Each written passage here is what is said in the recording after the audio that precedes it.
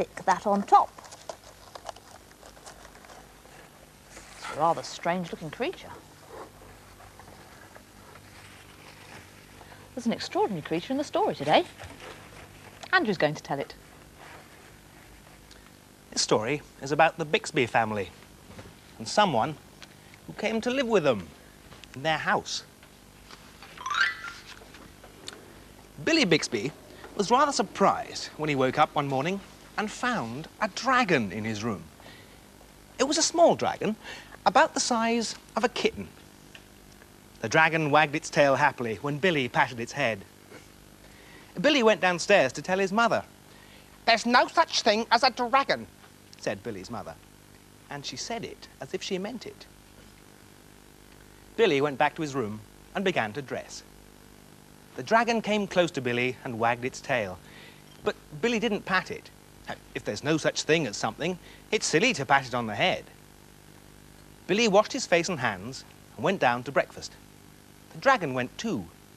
It was bigger now, almost the size of a dog. Billy sat down at the table. The dragon sat down on the table. Mother made some pancakes for Billy, but the dragon ate them all. Mother made some more, but the dragon ate those too. Mother kept making pancakes until she ran out of batter. Billy only got one of them, but he said that's all he really wanted anyway. Billy went upstairs to brush his teeth. Mother started clearing the table.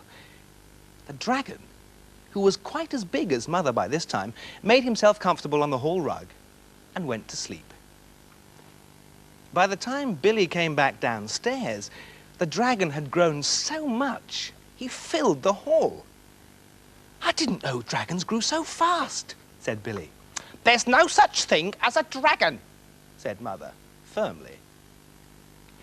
Cleaning the downstairs took Mother all morning, what with the dragon in the way and having to climb in and out of windows to get from room to room. And by midday, the dragon filled the house. When the dragon woke up from his nap, he was hungry. A bakery van went by. The smell of fresh bread was more than the dragon could resist. The dragon ran down the street after the bakery van, and the house went too, of course, like the shell on a snail. The postman was just coming up the path with some post for the Bixbys when their house rushed past him and headed down the street. When Mr. Bixby came home for lunch, the first thing he noticed was that the house was gone. Mr. Bixby got in his car and went looking for the house. He studied all the houses as he drove along, and finally he saw one that looked familiar. Billy and Mrs. Bixby were waving from an upstairs window. Mr. Bixby climbed over the dragon's head, onto the porch roof, and through the upstairs window. "How did this happen?" Mr. Bixby asked. "It was the dragon," said Billy. "There's no such thing," Mother started to say. "There is a dragon," Billy insisted. "A very big dragon." And Billy patted the dragon on the head. The dragon wagged its tail happily. Then, even faster than it had grown, the dragon started getting smaller. And smaller. And soon, it was kitten size again. "Oh, I don't mind dragons this size," said Mother. "Why did it have to grow so big?" "I'm not sure," said Billy, "but I think it just wanted to be noticed."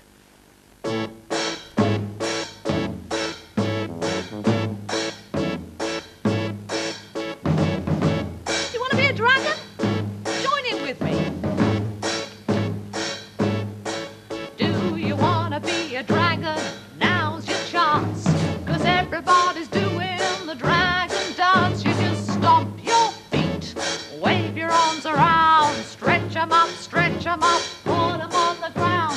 You're doing the dragon stomp. That's right, you're doing the dragon stomp. Oh! Ooh! Ah!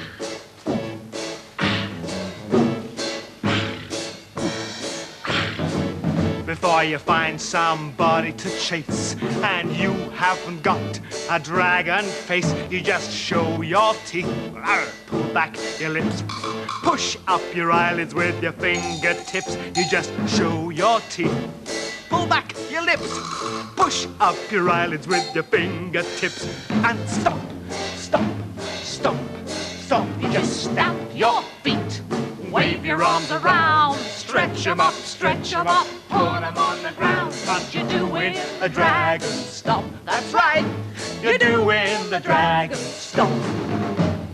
Ooh. Ooh. Ooh. Ooh. Have a look. See if you can see any dragons doing the dragon stomp through the square window.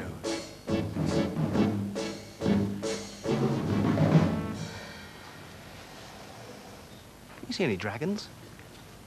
It doesn't look much like a dragon, does it?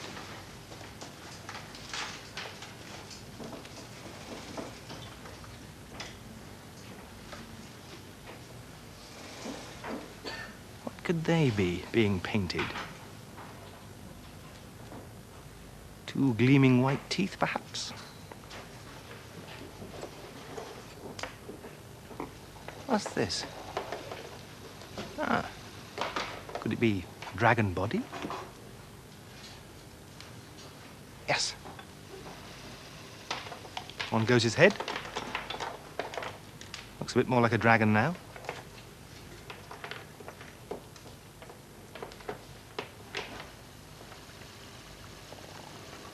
Ah, that must be one of the dragon's wings.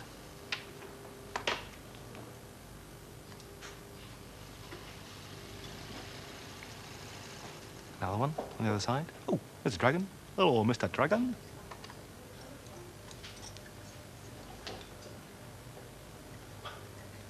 This dragon's having bits of string attached to it because it's a dragon puppet.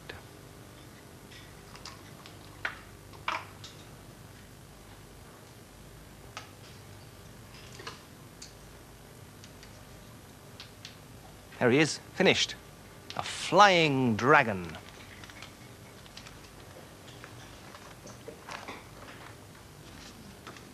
All the dragons are being put to boxes now, ready to go off to the shops.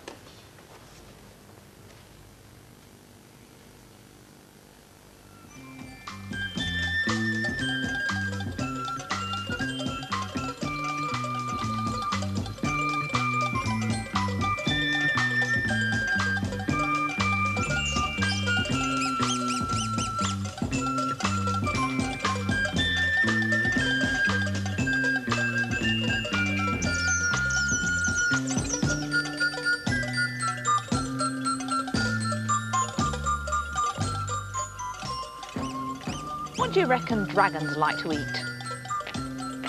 Oh, there's one over there, eating paper balls. Yes! Another one. Oh, missed. This is a game called Feed the Dragon. I've got 4 paper balls left in here. See how many I can get into the dragon's mouth. Here's the first one. Yes! Just. Another one. 2 in. See if we can get this one as well. Bit too high. Last one. Here we go. Oh, missed. I think Cuckoo wants to play too. Can you see what time her clock's saying today? Well, the long hand has gone 1/4 of the way round the clock, so that must mean it's 1/4 something. And the short hand is pointing to just past the number 6. So today, the clock says 6:15. Way!